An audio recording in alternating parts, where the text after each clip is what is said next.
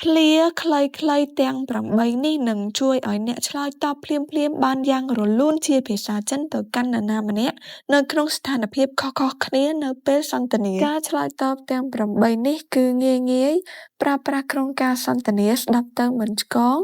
សម្រាប់ប្រើប្រាស់ប្រចាំថ្ងៃក្នុងការឆ្លើយតបដូចជាជនជាតិចិនស្វាគមន៍ជាថ្មីមកកាន់ Channel Star Chinese សូមជួយចុច Like និង Subscribe admin ម្នាក់មួយដើម្បីទទួលបានការចែករំលែកមេរៀនភាសាចិនអរគុណ Clear ទី1你行的你行的你行的你行的បកប្រែថាអ្នកអាចធ្វើបានអ្នកអាចធ្វើវាបាន You can do it នេះបកប្រែថាខ្ញុំ行的行的បកប្រែថាអាចធ្វើបានដូច្នេះហើយនេះ行的បកប្រែថាអ្នកអាចធ្វើបានឧទាហរណ៍ជាស្ថានភាពជាក់ស្ដែងនិងងាយយល់នៅពេលដែលមិត្តភ័ក្តិឬមិត្តរួមការងាររបស់អ្នកប្រាប់អ្នកថាគេគ្មានទំនុកចិត្តទេ我没有信心អ្នកអាចឆ្លើយតបដោយការលើកទឹកចិត្តទៅវិញថា你行的相信自己你行的相信自己មានន័យថាអ្នកអាចធ្វើវាបានជឿជាក់លើខ្លួនឯង Clear ទី2挺好的挺好的挺好的挺好的បកប្រែថាល្អគ្រាន់បើតើល្អគ្រាន់បើ Very good fine 挺បកប្រែថាគ្រាន់បើរីឯ好的បកប្រែថាល្អប្រសើរដូច្នេះហើយ挺好的បកប្រែថាល្អគ្រាន់បើតើឧទាហរណ៍ជាស្ថានភាពជាក់ស្ដែងនៅពេលដែលនរណាម្នាក់សួរមកកាន់អ្នកថាតើថ្មីនេះសុខទុក្ខយ៉ាងម៉េចដែរជួយចិន怎么样យើងអាចឆ្លើយតបខ្លីៗទៅវិញថា挺好的你呢挺好的你呢មានន័យថាសុខទុក្ខល្អគ្រាន់បើចុះអ្នកវិញ Clear ទី3别担心别担心别担心别担心បកប្រែថាកុំបារម្ភអី Don't worry 别ស្មើនឹងពាក្យថាកុំតានស៊ីនស្មើនឹងពាក្យថាបារម្ភព្រួយបារម្ភជាដើមដូច្នេះហើយពាតានស៊ីនបកប្រែថា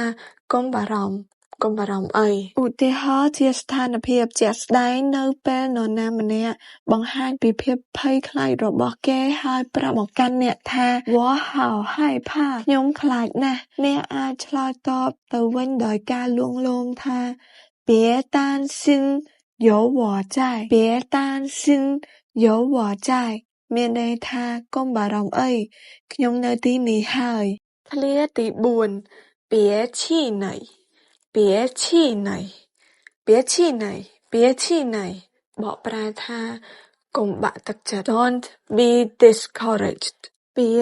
ស្មើនឹងពាក្យថាកុំរីឯពាក្យថាឈីណៃស្មើនឹងពាក្យថាបាក់ទឹកចិត្តអស់កម្លាំងចិត្តជាដើមដូច្នេះហើយ别气馁បកប្រែថាកុំបាក់ទឹកចិត្តឧទាហរណ៍ជាស្ថានភាពជាក់ស្ដែង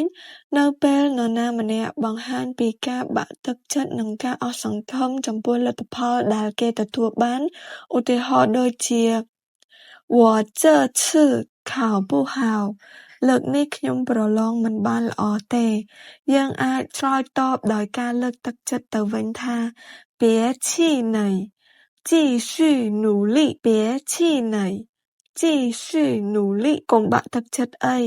ត្រូវបន្តប្រឹងប្រែង Clear ទី5马上好了马上好了马上好了马上好了បកប្រែថារួចឥឡូវហើយ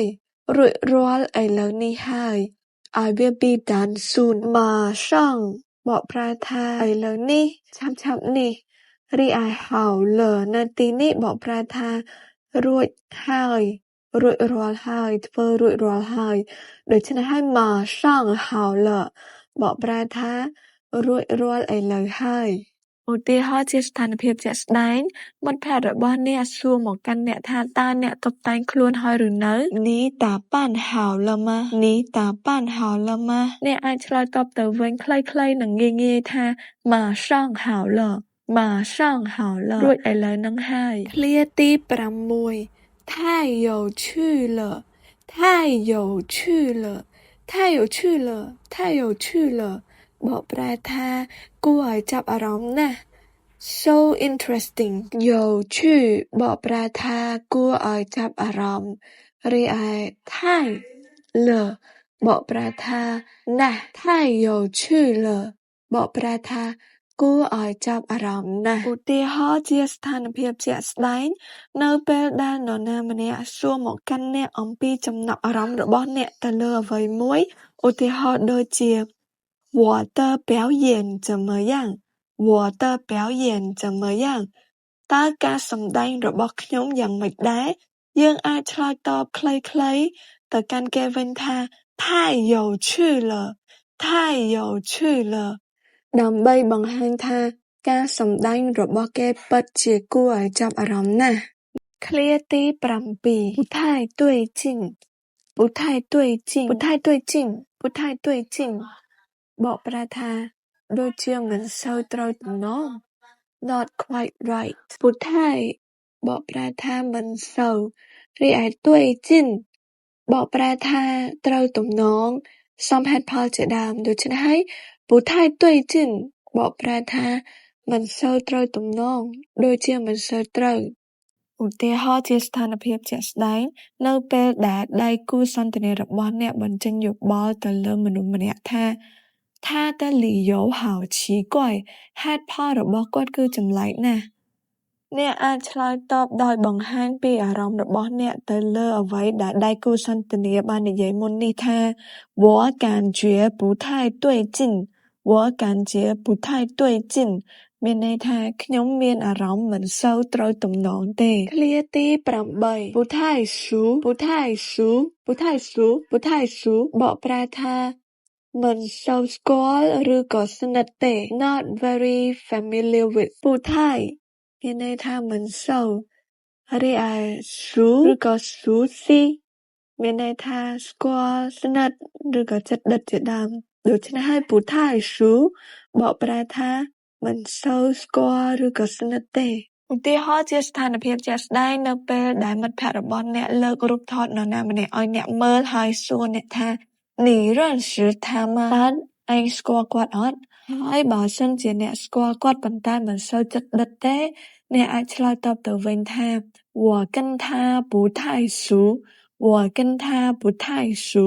មានន័យថាខ្ញុំមិនសូវជិតស្និទ្ធជាមួយគាត់ទេបើសិនជាអ្នកទាំងអស់គ្នាចូលចិត្តវីដេអូនេះកុំភ្លេចជួយ like និង subscribe admin ម្នាក់មួយ admin នឹងព្យាយាមស្វែងរកវិធីសាស្ត្រនិងគន្លឹះថ្មីៗក្នុងការរៀនភាសាចិនចែករំលែកជូនដល់អ្នកទាំងអស់គ្នានៅវីដេអូក្រោយៗទៀតជម្រាបលាបាយបាយ